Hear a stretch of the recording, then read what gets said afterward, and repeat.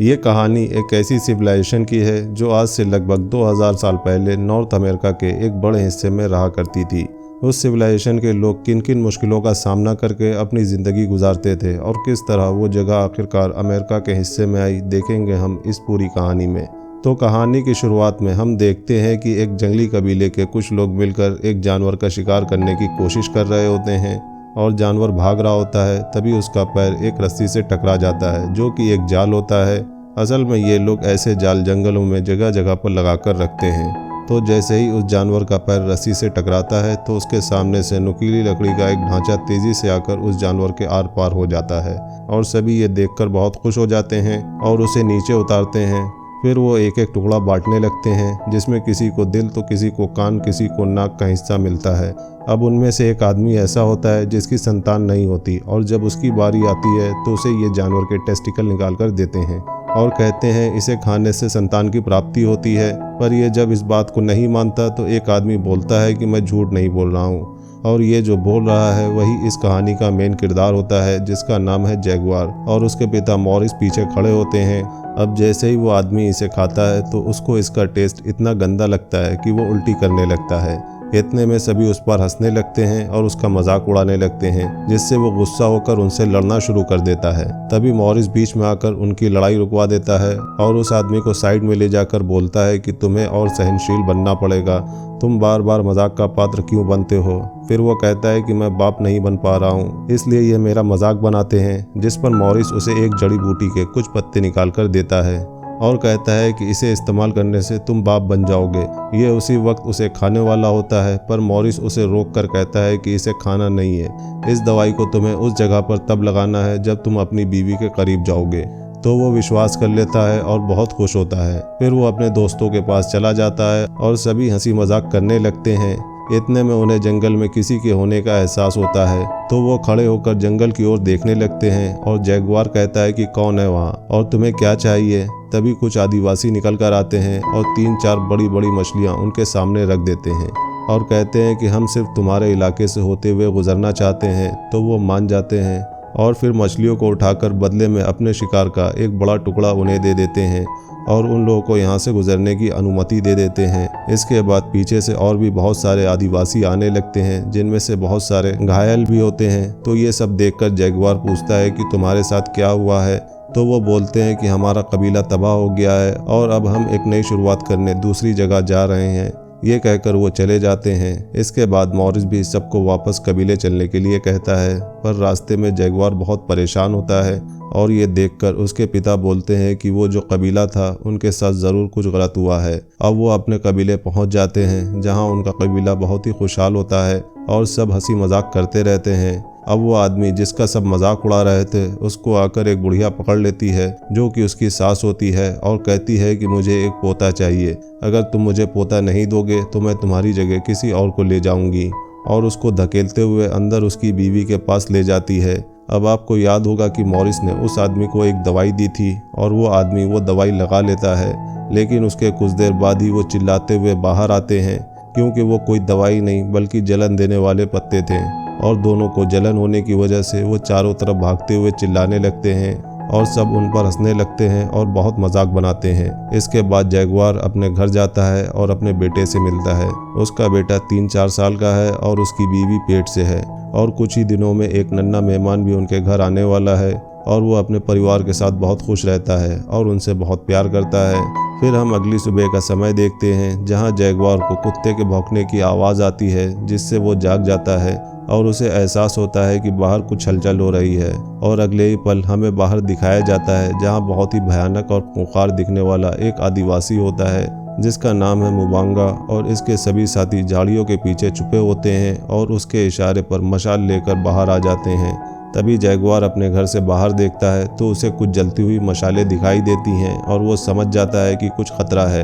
तो वो जल्दी से अपने परिवार को लेकर बाहर निकलने लगता है। तभी हमलावरों में से एक उन पर हमला कर देता है, पर जैगुआर उसे मारकर अपने परिवार को लेकर एक सूखे कुएं के पास जाने लगता है। इसी बीच वो खूंखार आदिवासी सबके ऊपर हमला कर देते हैं और उन्हें मारकर हाथ पैर बांधने लगते हैं और एक एक करके सभी झोपड़ियों को भी जला देते हैं। वहीं जैगुआर अपने बेटे और पत्नी को रस्सी के सहारे धीरे धीरे कुएं में छोड़ना शुरू करता है। लेकिन इस दौरान उन हमलावरों में से एक जैगुआर को देख लेता है और भागता हुआ उसकी तरफ आता है और ये देखकर जैगुआर जल्दी जल्दी अपने परिवार को नीचे छोड़ने लगता है, जिससे वो नीचे गिर जाते हैं। तभी वो आदिवासी वहां पहुंच जाता है, पर जैगुआर उसे पैरों से गिरा देता है और इससे पहले कि वो कुएं के अंदर गिरता है, जैगुआर उसका पैर पकड़कर खींच लेता है। पर उसी समय वो आदमी कुएं के अंदर देख लेता है कि जैगुआर का परिवार अंदर है, इसलिए जैगुआर उसको मार मार कर उसकी जान ले लेता है। इसके बाद वो सेवन से कहता है कि मुझे अपने लोगों की मदद के लिए जाना होगा। हालांकि सेवन उसे जाने से रोकती भी है, पर वो अपनी पत्नी से कहता है कि मैं वादा करता हूँ कि मैं वापस आऊँगा, और ये कहकर वो अपने लोगों की मदद के लिए चला जाता है। और वहाँ पर जैगुआर के लगभग सभी लोग उन्होंने बंदी बना लिया होता है और कई लोगों को तो मार भी दिया होता है। अब यहाँ पर एक बहुत ही खतरनाक आदिवासी होता है जिसका नाम होता है जिराडो, और उसके साथ जैगुआर की लड़ाई शुरू हो जाती है और वो चाकू से जैगुआर के ऊपर हमला करके मारने वाला होता है, पर जैगुआर उसका चाकू पकड़कर उसी की तरफ मोड़ देता है। पर इससे पहले कि वो उसे मारता, यहाँ पर इन सब का सरदार मोबोंगा आ जाता है और जैगुआर को बंदी बना लेता है। हालांकि जेराडो यहाँ पर जैगुआर को मारना चाहता है, पर सरदार उसे रोक देता है और कहता है कि मुझे जवान लोगों की ज़रूरत है। और इधर जैगुआर के पिता भी बंदी होते हैं और वो अपने पिता से कहता है कि मुझे माफ़ कर दो पिताजी, जिससे जेराडो ये बात सुन लेता है और उसे पता चल जाता है कि ये उसका पिता है। इसलिए वो बदले में आकर जैगुआर के सामने ही उसके पिता को मार देता है। इसके बाद वो जैगुआर के ऊपर भी एक ज़ोरदार वार करता है, जिससे वो बेहोश हो जाता है। फिर जब उसे होश आता है तो वो देखता है कि उसके सभी साथियों को बंदी बना लिया गया है। तभी जैगुआर कुएं की तरफ देखता है जहां उसका परिवार है।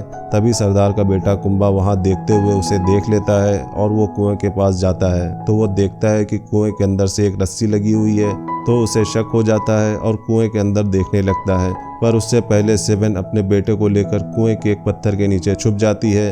अब कुछ न दिखने पर कुंबा ऊपर से एक बड़ा सा पत्थर भी फेंक देता है, लेकिन उसे कोई हलचल नजर नहीं आती, जिसके बाद वो वहां लगी हुई रस्सी को भी काट देता है। यानी कि अब चाहकर भी जैगुआर की पत्नी और बेटा ऊपर नहीं आ सकते थे। अब इन्होंने जितने भी कबीले वालों को बंदी बनाया था, वो इन सबको अपने साथ लेकर एक लंबे सफर पर निकल पड़ते हैं। फिर रास्ते में इन्हें वो कबीले वाले भी मिलते हैं जो यहाँ से किसी दूसरी जगह पर अपना कबीला बसाने के लिए जा रहे थे, पर इन खूंखार आदिवासियों ने उन्हें भी पकड़ लिया था। अब ये सब के सब एक लंबे और दर्द भरे सफ़र के लिए निकल पड़ते हैं, जहाँ इन्हें नदियों को पार करना पड़ता है और पहाड़ों के मुश्किल रास्तों से गुजरना पड़ता है। और बहुत दूर जाने के बाद ये जब एक जगह से गुजर रहे होते हैं, तभी उन्हें वहाँ बहुत सारी डेड बॉडीज़ पड़ी हुई दिखाई देती हैं, जिन्हें देखकर समझ में आ रहा था कि इन लोगों को किसी तरह की कोई बीमारी हुई है जो छूने से फैलती है। और यहाँ एक बच्ची भी होती है जो जिंदा होती है और वो उन खूंखार आदिवासियों से मदद के लिए रिक्वेस्ट करने लगती है कि मैं यहाँ अकेली हूँ, मुझे भी अपने साथ ले चलो। पर बार बार कहने पर भी ये लोग उसे नहीं आने देते और पीछे धकेल देते हैं। जैगुआर और उसके सभी साथी भी उस बच्ची की हालत देख रहे होते हैं, पर उसके लिए वो कुछ नहीं कर पा रहे थे।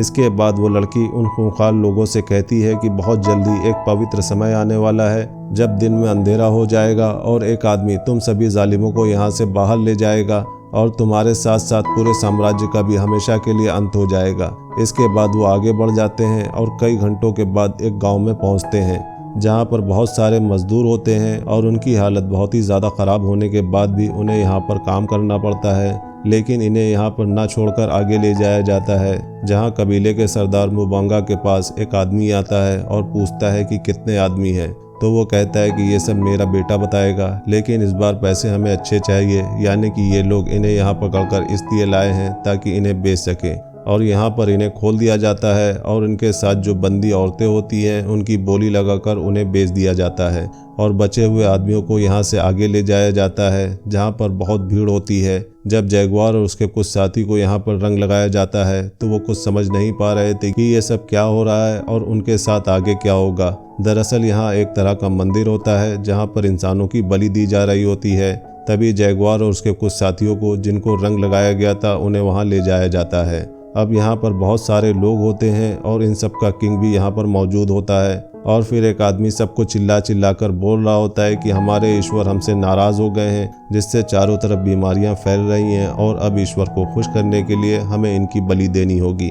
ये कहने के बाद एक एक करके बलि की प्रक्रिया शुरू हो जाती है। फिर बारी आती है जैगुआर की, लेकिन इससे पहले कि वो जैगुआर की बलि दे पाते सूर्य ग्रहण होने लगता है और धीरे धीरे चारों तरफ अंधेरा छा जाता है, जिससे यहाँ पर मौजूद सभी लोग घबरा जाते हैं और सब प्रार्थना करने लगते हैं। अब क्योंकि बलि देते वक्त सूर्य ग्रहण लग गया था, इसलिए अमंगल मानकर बलि रोक दी जाती है और इनको अशुद्ध समझकर किसी और तरीके से मार देने का फैसला किया जाता है। फिर जब सूर्य ग्रहण हट जाता है तो जैगुआर के साथ बाकी सबको एक दूसरी जगह पर ले जाया जाता है। अब इन सब से बोला जाता है कि तुम लोग भागो और अपने जंगल चले जाओ। इसके बाद इनमें से पहले 2 लोगों को भगाया जाता है और पीछे से ये खूंखार लोग इनके ऊपर भाले और अलग अलग हथियार फेंकने लगते हैं और इस तरह वो इन्हें मार डालते हैं। फिर जैगुआर और उसके एक साथी को भगाते हैं, पर ये दोनों दिमाग लगाकर अलग अलग होकर भागने लगते हैं ताकि उनके वार से बच सकें। फिर भी जैगुआर के साथी को एक तीर लग जाता है और वो गिर जाता है। वहीं जैगुआर जैसे ही मैदान के आखिर में पहुंचता है तो एक तीर उसके भी आर पार हो जाता है, लेकिन वो अभी भी जिंदा होता है। यहाँ पर सरदार का बेटा जो यहाँ पहले से मौजूद था वो जैगुआर को मारने के लिए उसके पास आता है, पर इससे पहले जैगुआर का एक साथी जो जख्मी था वो उसे गिरा देता है, पर वो पलटकर उस आदमी को मार देता है। जिसके बाद वो चाकू निकालकर जैगुआर को मारने के लिए आता है, पर इससे पहले कि वो उसे मारता जैगुआर उस पर तीर की नोक से वार कर देता है जो उसने पहले ही तोड़कर अपने पास रख ली थी। अब जैगुआर के वार से सरदार के बेटे की मौत हो जाती है, जिसके बाद जैगुआर किसी तरह यहाँ से जंगल की तरफ भागने लगता है। इसके बाद सरदार भागते हुए अपने बेटे के पास आता है, जिसके बाद उसका बेटा वहीं पर मर जाता है। सरदार के सभी साथी भी यहाँ पर आते हैं और अब सरदार अपने बेटे का बदला लेने के लिए पूरी तरह से बौखला जाता है। अब वो किसी भी तरह जैगुआर को ख़त्म करना चाहता है, इसलिए वो अपने साथियों को लेकर जैगुआर का पीछा करना शुरू कर देता है। वहीं हम जैगुआर को देखते हैं जो घायल हालत में भागते हुए बहुत दूर आने के बाद जंगल के एक पेड़ के ऊपर आकर छुप जाता है। इसके बाद सरदार और उसके साथी जैगुआर को ढूंढते हुए उस पेड़ के नीचे से गुजरते हैं, पर उसे देख नहीं पाते और कुछ दूर जाने के बाद मुबांगा अपने एक आदमी के कंधे पर खून देखता है जो उसका नहीं होता, तो वो समझ जाता है कि ज़रूर ये जैगुआर का ही खून है जो किसी पेड़ के ऊपर है। वहीं जिस पेड़ पर जैगुआर छुपा था वो देखता है कि यहाँ पर एक खूंखार जंगली जानवर का बच्चा है और तभी उसकी माँ भी वहाँ पर आ जाती है और जैगुआर पर हमला करने वाली होती है कि तभी वो भागना शुरू करता है और जिस तरफ वो कबीले वाले थे अनजाने में वो उन्हीं की तरफ भागते हुए जाने लगता है। इतने में वो लोग भी जैगुआर को देख लेते हैं और उसके पीछे भागने लगते हैं, पर जैगुआर बहुत तेज़ भाग रहा होता है और उसके पीछे वो खूंखार जानवर भी होता है। लेकिन इससे पहले कि वो जानवर जैगुआर को पकड़ता तभी बीच में एक आदमी आ जाता है, जिससे वो जानवर उसी पर हमला करके उसे चबा डालता है। अब जैगुआर यहाँ से बचकर निकल जाता है, लेकिन कबीले वाले अभी भी उसका पीछा कर रहे होते हैं और कई घंटे लगातार पीछा करने के बाद एक मोड़ ऐसा आता है जहाँ पर रास्ता ख़त्म हो जाता है। दरअसल यहाँ बहुत ही ज़्यादा ऊंचा झरना होता है और यहाँ से कूदने का मतलब है मौत को गले लगाना, लेकिन जैगुआर के पीछे भी मौत थी, इसलिए वो फैसला कर लेता है और वहाँ से कूदकर सीधा नीचे जाकर गिरता है और उसकी किस्मत अच्छी होती है कि वो बच जाता है और किनारे पर पहुँच जाता है। और जब वो ऊपर देखता है तो वहाँ पर कबीले का सरदार और उसके आदमी उसे देख रहे होते हैं और जैगुआर अब इन लोगों को ललकार रहा होता है क्योंकि वो अपने जंगल में आ चुका था। वो कहता है कि ये मेरा जंगल है, मेरे बाप दादाओं ने यहाँ पर शिकार किया था और अब मैं भी यहाँ पर शिकार करता हूँ क्योंकि ये मेरा जंगल है और मेरा इलाका है। अगर हिम्मत है तो आ जाओ। ऊपर सरदार के साथ एक आदमी होता है, वो कहता है कि हमें इसके पीछे ना जाकर वापस चले जाना चाहिए। दरअसल उस बच्ची की भविष्यवाणी उसे याद आ जाती है जिसने कहा था कि एक दिन तुम सबका अंत होगा और एक आदमी आएगा जो तुम्हें तुम्हारे जंगल से बाहर ले जाएगा, जिसके बाद तुम कभी वापस नहीं लौट पाओगे। जिसे सुनकर सरदार उसे चाकू मार देता है क्योंकि वो डर चुका था और डर जाने का मतलब है मौत। इसके बाद ये खूंखार आदिवासी एक एक करके वहाँ से कूदने लगते हैं, जिससे इनके एक आदमी की मौत भी हो जाती है, पर बाकी बचकर किनारे पर आ जाते हैं और फिर से जैगुआर के पीछे जाते हैं। वहीं जैगुआर आगे भाग रहा होता है, तभी अचानक वो एक दलदल में गिर जाता है, पर वो हिम्मत नहीं हारता और किसी तरह से अपने आप को उस दलदल से निकाल लेता है। लेकिन अब उसके पूरे शरीर पर कीचड़ लग चुका होता है। इतने में उसका दिमाग घूमता है और एक जगह रुककर अपने आप से कहने लगता है कि मैं हूँ जैगुआर और ये मेरा जंगल है, मुझे यहाँ कोई नहीं हरा सकता। और मैं किसी से नहीं डरता। इसके बाद वो उन आदिवासियों से डर के नहीं भागता, बल्कि उनको अलग अलग तरीके से एक एक करके मारना शुरू करता है। सबसे पहले वो उनके ऊपर मधुमक्खियाँ छोड़ देता है, जिससे उनकी हालत बहुत ही ज़्यादा ख़राब हो जाती है। इसके बाद वो भागता हुआ आकर एक मेंढक पकड़ता है और कांटे के ज़रिए उसके शरीर से जहर निकाल लेता है। फिर एक जगह छुपकर उनके आने का इंतज़ार करने लगता है और उनके आते ही सबसे पीछे वाले आदमी पर वो जहर वाले कांटे से हमला कर देता है, जिससे वो आदमी मर जाता है। तभी उसके सामने वो आदमी आ जाता है जिसने उसके पिता को मारा था। तभी जैगुआर देखता है कि बीच में एक हथियार पड़ा है और फिर वह जेराल्डो की तरफ भागना शुरू कर देता है, तो वो भी उसकी तरफ आने लगता है। पर जैगुआर हथियार के पास पहुंचते ही उस हथियार को उठा लेता है और पलटकर जेराल्डो पर वार कर देता है, जिससे वो बहुत बुरी तरह से जख्मी हो जाता है। फिर दोबारा से उस पर एक जोरदार हमला करके एकदम से उसका काम तमाम कर देता है। अब इतने में यहाँ पर बारिश शुरू हो जाती है और जैगुआर को अपने बीवी बच्चों की याद आती है और फिर वो कुएं की तरफ भागने लगता है। वहीं कुएं पर लगातार पानी भर रहा होता है और उसकी पत्नी को भी पेन शुरू हो जाता है। इतने में जैगुआर भागता हुआ कुएं तक पहुंच जाता है और उसकी बीवी बच्चे उसे बुलाते हैं कि हमें बाहर निकालो, पर अभी भी बचे 3 आदिवासी उसके पीछे आ रहे होते हैं, जिससे वो भागता हुआ कुएं से आगे निकल जाता है। पर उन तीनों में से 2 आदमी कुएं पर आकर देख लेते हैं कि अंदर जैगुआर की बीवी बच्चे हैं।